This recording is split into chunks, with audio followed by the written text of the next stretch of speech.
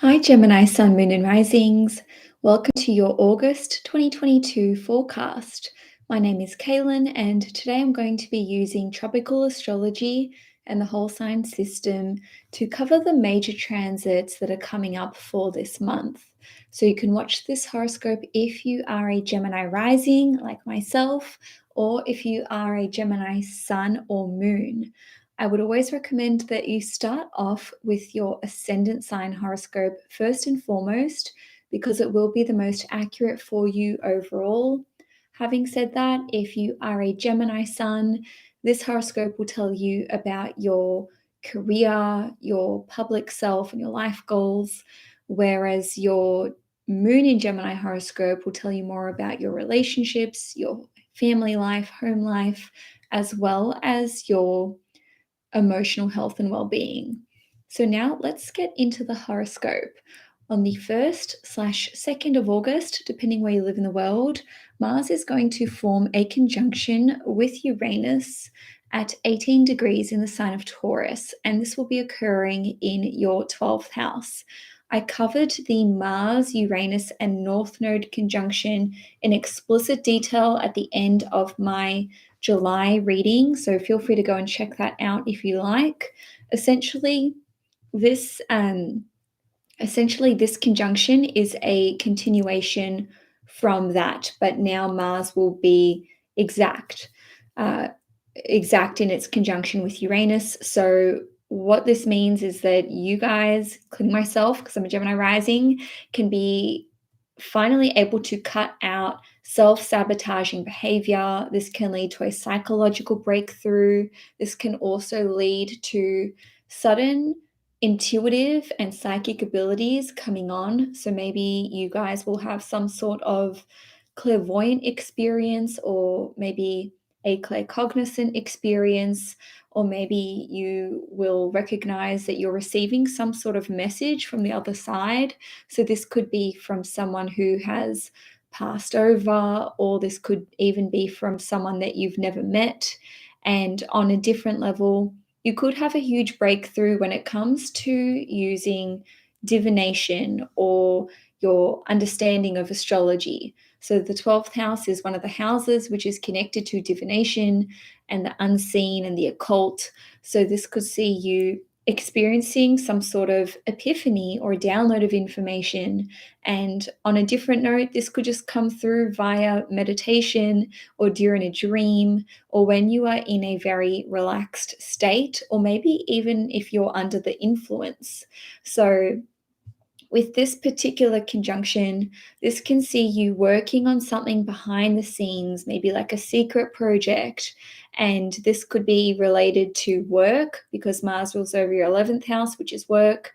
It could be related to something to do with a large group or a community, or putting together some sort of event, as indicated by Mars ruling over your 11th house.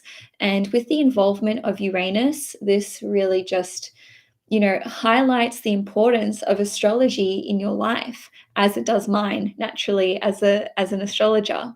So you could be working on some sort of creative project as well, because the 12th house is a very creative house in astrology.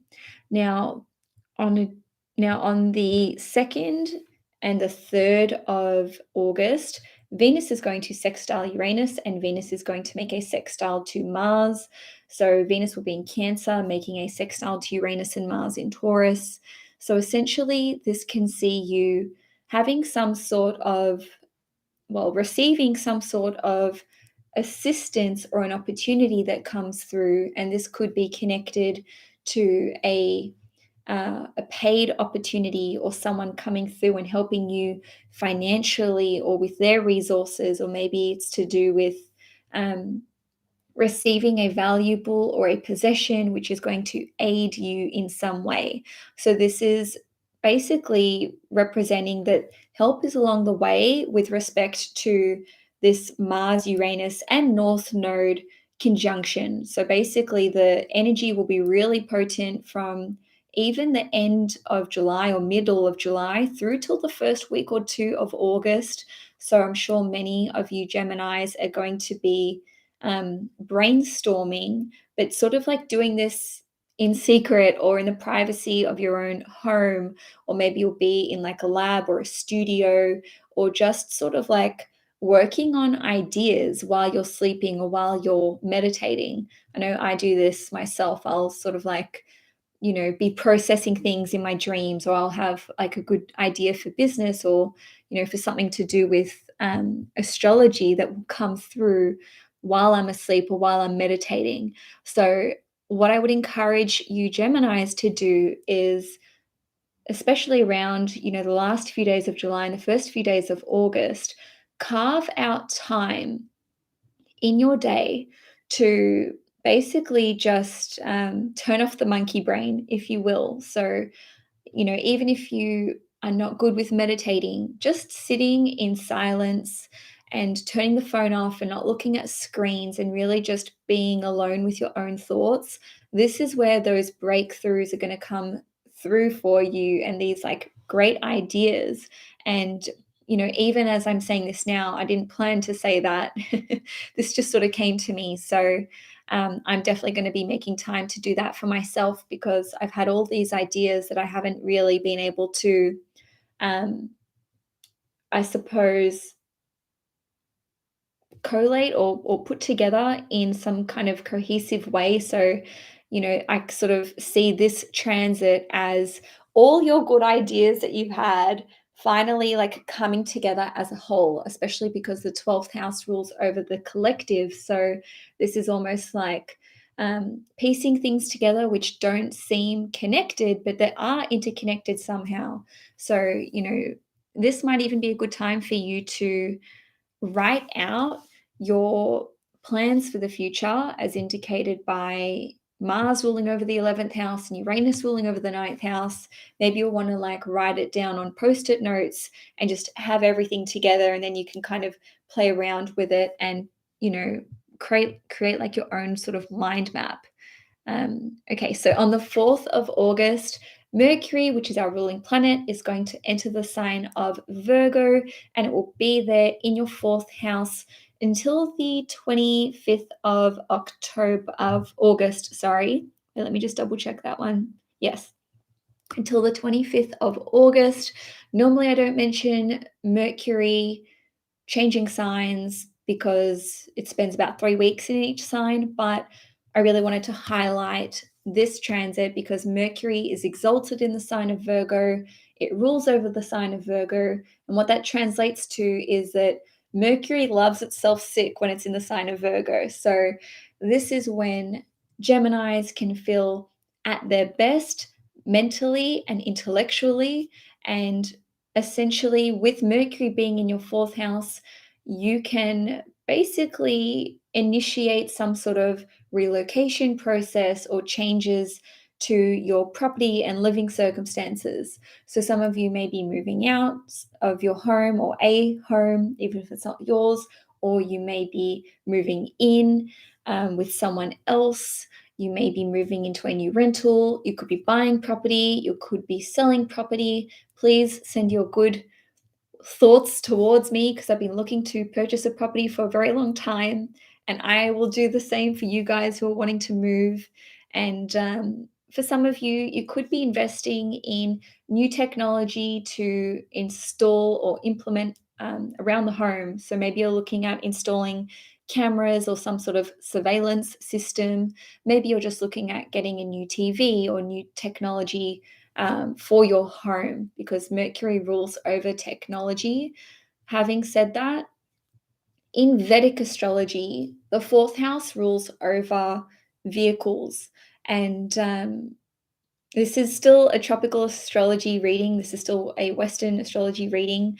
But I've just noticed it time and time again when people have like sun in the fourth house, they seem to be in the car. They maybe like cars, or they work in the car industry, and transits to the fourth house just seem to um, indicate there being some sort of development with vehicles. And I notice this in my own readings with clients and in my chart and in my husband's chart. So, you know, they're definitely onto something with Vedic astrology, and I do have such an appreciation for Vedic astrology, even though I'm a tropical astrologer. So yeah, some of you could be procuring a new vehicle, buying a vehicle, selling a vehicle. Even as I'm saying this now, my husband is going to help me sell my car. So, if that happens during this transit, well, there you go. Bob's your uncle. That's an Australian saying for you. Um, Now, this could see you guys just going through paperwork and documentation for your home, titles, deeds, anything to do with your rental agreement or with your, um, literally anything that is connected to property, because Mercury rules over paperwork and documentation, and the fourth house represents all property matters. Some of you, though, could just be doing some research into your ancestry or your lineage or your heritage or about your homeland. And I'm saying this because the fourth house rules over your family and your ancestry and the country that you were born in. Okay, so even if you were, born in one country, um, and you moved with your family when you were like 2 years old, the fourth house still represents where you were born. So with Mercury being your chart ruler and representing what you're, doing, what you are studying, where you're placing your focus and energy and attention, this indicates that you will be focusing on family matters. So on one hand, yes, this could be learning about your family and your ancestry. On a different level, you could be focused on your living family, or maybe you're wanting to start a family or expand your family. And if there's a family member that you haven't been in communication with, this can see you opening up the lines of communication with them once again. So on the 11th of August, Venus is going to enter the sign of Leo, which means it will be transiting your third house.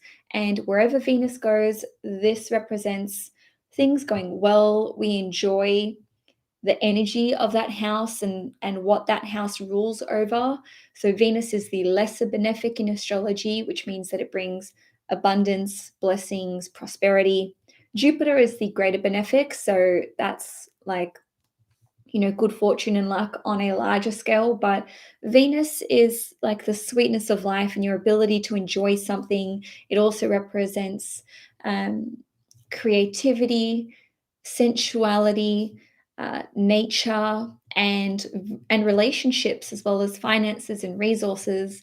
So this can see you enjoying your relationships with your siblings, relatives, neighbors, friends, co-workers, all the things that the third house, or all the people that the third house rules over. So you could be working on fostering those relationships. And with Venus, it's not like work, you don't have to work at it. It just comes naturally. Maybe it's easier to catch up with these individuals, when previously it might have been hard for you to organize a catch up, or maybe there's been tension in these relationships and now they're just going more smoothly and you're getting along better. This is certainly a very social time for you. And also, in terms of the time period, Venus will be in Leo in your third house until the 5th of September. So, it's only a brief transit, but I do like to mention where Venus goes just so you guys can have something to look forward to, myself included. So, this can see you making new friends, making new acquaintances, being introduced to new clients or new co-workers. And some of you could just be like forming a small team at work and you all get along well, or even a small friendship group can start. And the reason why I'm saying small is because the third house rules over small groups of people, whereas the 11th house are your larger groups. So this could be like a new group of friends who are getting together, or maybe you're just like reuniting with your friendship group. Now, on a different level, the third house rules over education and communications and short courses. So, some of you could be enrolling in some sort of short course or applying for some sort of training program, but it'll be connected to Venusian things, or it will pertain to what Venus rules over. So Venus rules over the 5th house in your chart, which is Libra, and it rules over the 12th house, which is Taurus. So you could be starting a new course or doing some sort of training which is connected to something artistic, so drawing, writing, painting, poetry with Venus ruling over the 12th house. It could be cooking, it could be dancing, it could be something to do with music as well. And even as I'm saying this now, I'm just smiling to myself because I've had plans to learn the ukulele, random I know, for ages. So maybe that'll be when I finally do this. And I would love to do Latin American dancing classes, which I've been speaking to my husband about doing. I really loved when I visited South America and I did like tango classes and, salsa classes. So I think that that would be really exciting just to share a bit of, what's going on with me. Now, the 3rd house also rules over websites, apps, and social media. So you could be creating something new, which again is connected to Venusian things. So this could be related to fashion or makeup, and also maybe you're doing like a fashion course or a makeup course or tutorials. You could be creating a social media platform or website or an app which is centered around fashion, makeup, art, design, architecture, or maybe it's music or cooking or something to do with culture or dance or performance, especially with Venus ruling over the 5th house. So, it's a great time for learning, if I can put it that way, and just having new experiences that are of a sensual nature. Now, on the 18th of August, Venus in Leo in your 3rd house is going to make a trine to Jupiter, which will be retrograde in Aries in your 11th house, and this will be at 8 degrees. So, if I can just break down what the 11th house rules over, then I will, tie it all in together for you. Essentially, the 11th house is connected to your long-term goals and dreams. The 11th house is connected to large-scale events, groups, communities, these long-term projects that you have, as well as new inventions and innovations. And, two of the biggest functions of the 11th house would be that it is your wider network. So your ability to, well, not necessarily ability, but your acquaintances, people that people that are sort of like 6 degrees of separation from you. So another function of the 11th house is that it is a house of gains. It is a money house. So it can represent passive income or residual income. So think like pension, retirement funds receiving rents, royalties, and dividends, and so on and so forth. So this trine to Venus represents something going well, something going easily, or fluidly, I should say. Like I mentioned before, Venus is the lesser benefic, Jupiter is the greater benefic in astrology. So, when you put these two planets together in a harmonious aspect, such as a trine, what you get is a pretty good result. So, this can see you joining forces with another person or collaborating with another person or receiving support from them, as indicated by Venus in your 3rd house. So this could be from a friend or a relative, a sibling, maybe even a co-worker or a client. And on one level, you could be collaborating together with respect to one of those things. So maybe you're forming a group with them or a community with them. Maybe the two of you will be planning an event together. Maybe you'll be working on a new invention or innovation together.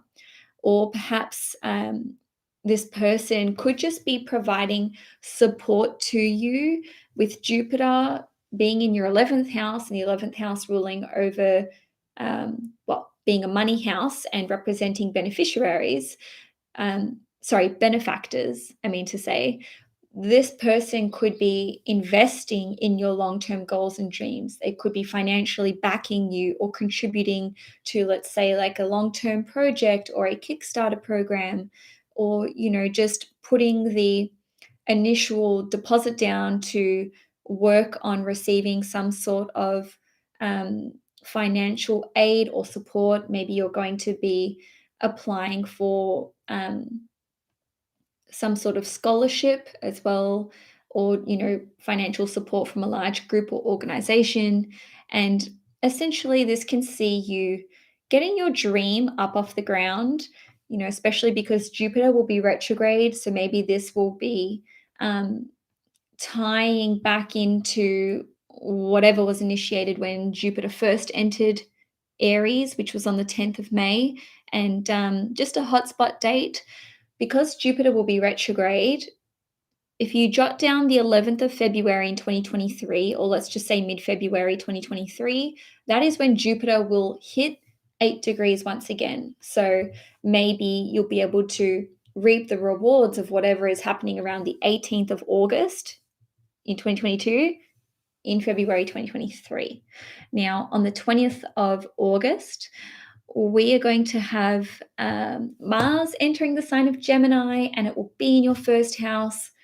Please pay attention to this transit, because not only is it important when a planet transits your first house, which is Gemini, this transit is important for everyone because Mars is going to spend 7 months in Gemini, and it normally only spends 7 weeks-ish. So this is a very big deal. Whatever you are initiating around the 20th of August, or let's just say between the 20th of August and the end of October, this will become the focal point for you for when Mars stations retrograde. So Mars will be retrograde from the end of October until the 12th of January, and it will, finally leave Gemini once and for all at the end of March in 2023. So let's just run through a few different ways that this can play out for you. The first house is the physical body. It's your appearance, it's your persona, it's what you're doing, it's the action that you're taking. And Mars is a very active planet. So Mars in the first house can indicate that you're setting new goals which pertain to your physical body and your physical appearance. So this could be a goal, with respect to losing weight, putting on weight, getting toned, or, achieving some sort of physical goal. Or it could be something to do with with sports. So maybe you're training for a marathon, or you want to get your body in shape to participate in, I don't know, like a bodybuilding competition or something Mars related. Mars rules over muscles. On a different note, you can have a lot more energy than normal, so you're feeling like you want to burn this off and get fit and get active. You can have more drive, more ambition, more willpower. Mars rules over your 6th house of work and health. So you could be going on some sort of health journey, or getting your ducks in a row to change industry, apply for a promotion or a new position, switch it up in your workplace, or form new daily habits and routines, and really stick to those. Mars rules over your 11th house. So again, this is connected to your long-term goals and dreams. And just a note, watch out on coming off as, super confrontational or aggressive. That is the downside of having Mars in the 12th house, where we can get fired up easily or triggered easily. And, we can lash out at others. And you want to channel this excess energy into something new that you can innovate. Mars is connected to engineering, innovations. It is also connected to exploring new territories as well. So you may feel more adventurous. You may want to start a new sport, and you may be feeling more physically attractive, or you may have heightened sexual energy. So maybe you're going to want to pursue someone or ask someone out, or put yourself out there in a romantic, like in a, well, not necessarily a romantic sense, but just get out on the dating scene. So you could be feeling more flirty, more sexual. And I am going to focus on this a lot at the end of October. So make sure you have subscribed to the channel, because I'll be doing a huge Mars retrograde segment for my October horoscopes. in a couple months' time. So now let's have a look at the last transit for the month. On the 24th of August, Uranus is going to station retrograde in the sign of Taurus at 18 degrees in your 12th house. Again, that 18 degrees in Taurus is being activated. So when Uranus is retrograde, this can see us, well, when any planet is retrograde, it's about reflecting on a situation, reviewing it, recalibrating, repositioning our stance, all the re words. So with Uranus in your retrograde in your 12th house, this can see you implementing or integrating your understanding of astrology and anything which is like metaphysical at a deeper level.